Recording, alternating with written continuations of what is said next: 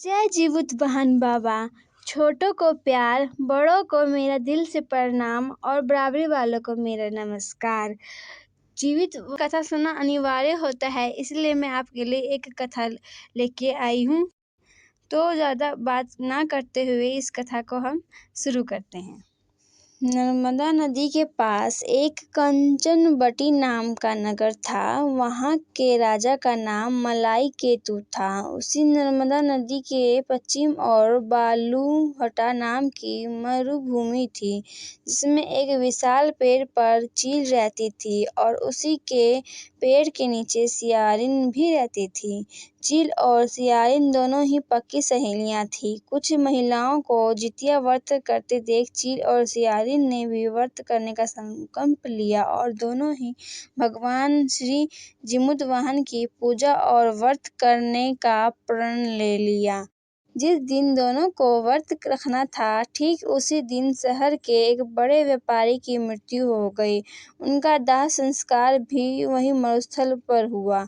मृदा देखकर सियारिन को भी भूख लगने लगी और वह खुद को रोक नहीं पाई, जिसके कारण उसका व्रत टूट गया। परंतु चील ने खुद पर संयम रखा और पूरी श्रद्धा और नियम से अपना व्रत पूरा किया। अगले दिन व्रत का पालन भी किया। उसके बाद अगले जन्म में दोनों सहेलियों ने पुत्री के रूप में एक ब्राह्मण परिवार में जन्म लिया। उनके पिता का नाम भास्कर था। चील बड़ी बहन और सियारिन छोटी बहन बनी। बड़ी बहन का नाम शीलावती रखा गया और उसकी शादी बुद्धिसेन के साथ हो गई। छोटी बहन का नाम कपूरावती रखा गया और उसकी शादी उस शहर के राजा मलाई केतु से हुई और छोटी बहन कपूरावती कंचनवटी नगर की रानी बन गई। अब भगवान जिमुतवाहन के आशीर्वाद से बड़ी बहन शीलावती को 7 पुत्र प्राप्त हुए, लेकिन कपूरावती के बच्चे जन्म लेते ही खत्म हो जाते थे। कुछ सालों बाद शीलावती के 7 पुत्र बड़े हो गए और राजा के दरबार में काम करने लगे। उन्हें देखकर कपूरावती के मन में ईर्ष्या और जलन की भावना उत्पन्न होने लग गई। इस ईर्ष्या की भावना में कपूरावती ने राजा से कहकर शीलावती के 7 बेटों के सर कटवा दिए। फिर उन 7 सिरों को 7 में बर्तन में डालकर ढक दिया गया और शीलावती के पास भिजवा दिया गया। यह सब देख भगवान जिमुतवाहन ने मिट्टी की सहायता से 7 भाइयों के सर बनाए और सभी सिरों को धड़ से जोड़कर उन पर अमृत छिड़क दिया, जिसके कारण से वे 7 भाई फिर से जिंदा हो गए और घर लौट आए। रानी ने जो कटे सर भिजवाए थे वह सब फूल बन गए।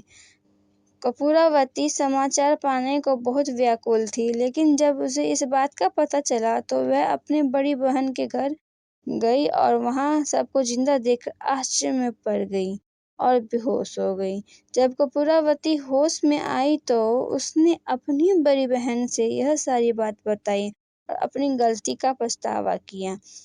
भगवान जिमुतवाहन की कृपा से बड़ी बहन को पूर्व जन्म की सारी बात याद आ गई और वह अपनी छोटी बहन को उसी पेड़ के नीचे लाकर पूर्व जन्म की सारी बातें सुनाई, जिसे सुनकर कपूरावती फिर बेहोश हो गई और मर गई।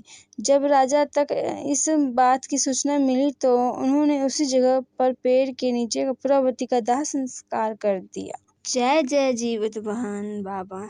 इसी के साथ यह कथा समाप्त हुई। भगवान जिमुतवाहन आपकी और आपकी संतान पर सदा कृपा बनाए रखें और आपकी व्रत का पूरा फल दे। इसी के साथ हम मिलते हैं नेक्स्ट वीडियो में। जय जय जीवितवाहन। आप सभी को नमस्कार, प्रणाम और छोटों को प्यार।